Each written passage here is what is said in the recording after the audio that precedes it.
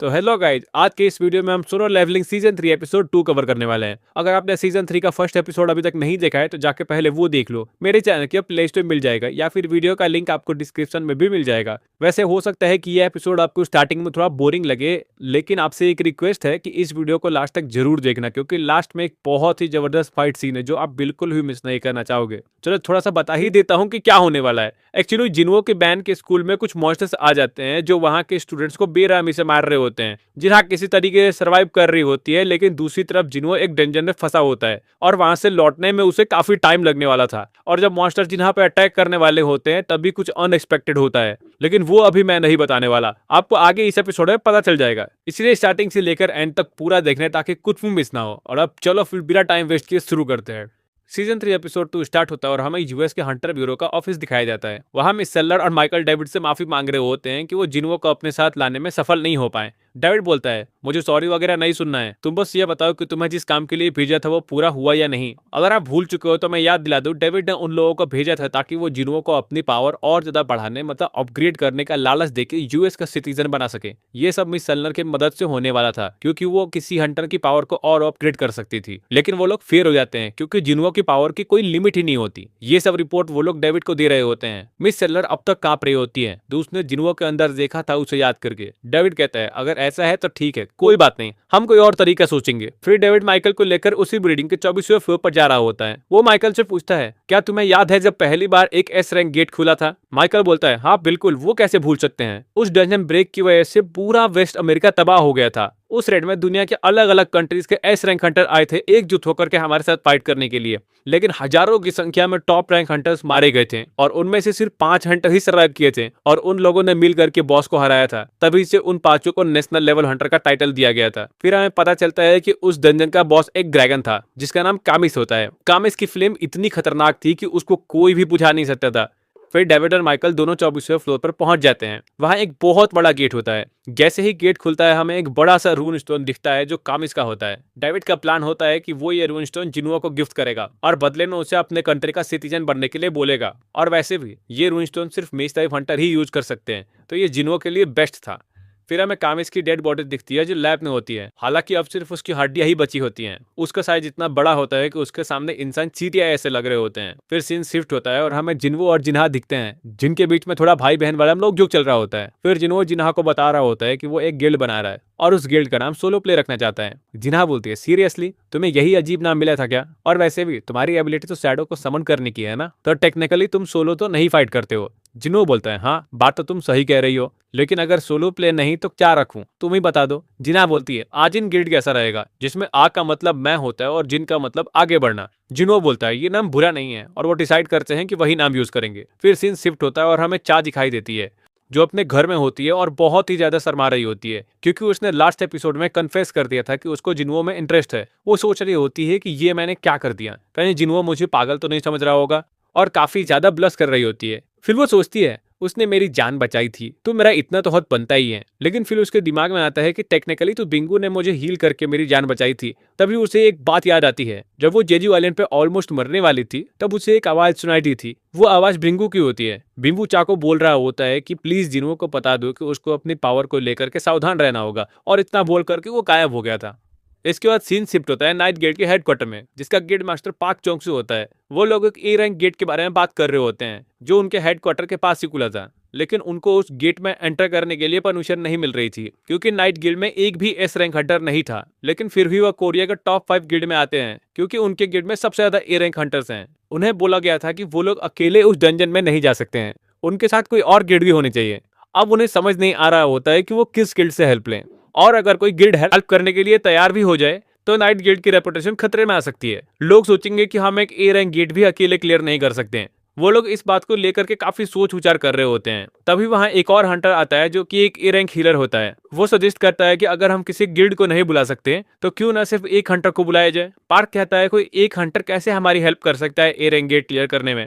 तभी पार्क को याद आता है कि एक हंटर ऐसा है, सुंग जिन्हो। फिर वो लोग डिसाइड करते हैं कि जिन्हो से मिलने उसके ऑफिस जाएंगे। इधर हमें जिन्हो दिखाई देता है जो जिन्हो से पूछ रहा होता है कि हमारे गिल्ड का नाम आजिन गिल्ड कैसा रहेगा। तो जिन्हो बोलता है हाँ बेस्ट है, सोलो प्ले छोड़ करके कुछ भी चलेगा। फिर जिन्हो पूछता है क्या हंटर चाबी हमारे गिल्ड में ज्वाइन करने वाली है। जिन्हो बोलता है नहीं, वो नहीं ज्वाइन कर सकती, मुझे किसी दूसरे हंटर की तलाश है। जिन्हो कहता है कि हंटर 4 से भी ज्यादा बेस्ट कौन हो सकता है। जिन्हो बोलते हैं मुझे ऐसा कोई हंटर चाहिए जो ट्रस्टवर्दी हो, जिसके पास हंटर लाइसेंस हो और जो गिल्ड के काम या डंजन में फाइट करने का इंटरेस्ट ना रखता हो। बेसिकली जिन्हो चाहता था कि वो बस कोई लो रैंक हंटर हायर कर ले फॉर्मेलिटी के लिए, इसको गिल्ड के काम से लेना देना ना हो, क्योंकि वो चाहता था कि वो बस अकेले ही डंजन क्लियर करे। तभी उनका डोरबेल बजता है। जैसे ही वो गेट खुलता है उन्हें नाइट गिल्ड के मेंबर्स दिखाई देते हैं। वो एक वियर्ड सी फेक स्माइल दे रहे होते हैं।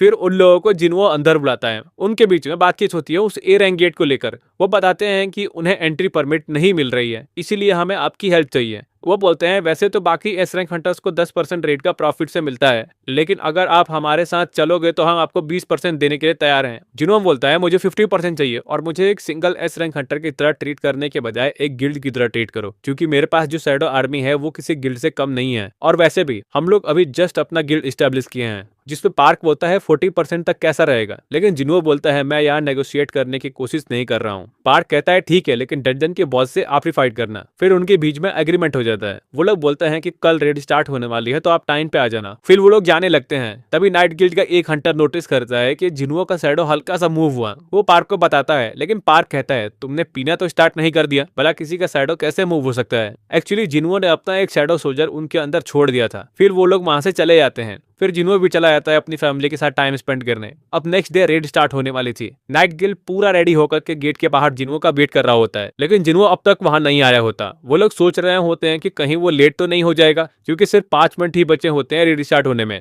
इधर जिन्हो सोच रहा होता है कि आज मौसम इतना खराब क्यों है, लेकिन वो देखता है कि अब टाइम हो गया है जाने का। तो वो अपना शैडो एक्सचेंज यूज करता है और डायरेक्ट गेट के पास पहुंच जाता है। वहां बहुत सारी पब्लिक होती है जो जिन्हो के फैन होते हैं। वो लोग जिन्हो को घेर लेते हैं और उससे सवाल करने लगते हैं, लेकिन नाइट गिल्ड के हंटर वहां आकर के जिन्हो को अपने साथ ले जाते हैं। फिर वहां पार्क आता है और बताता है कि आज के रेड का लीडर वो होने वाला है। फिर वो लोग गेट के अंदर जाने लगते हैं।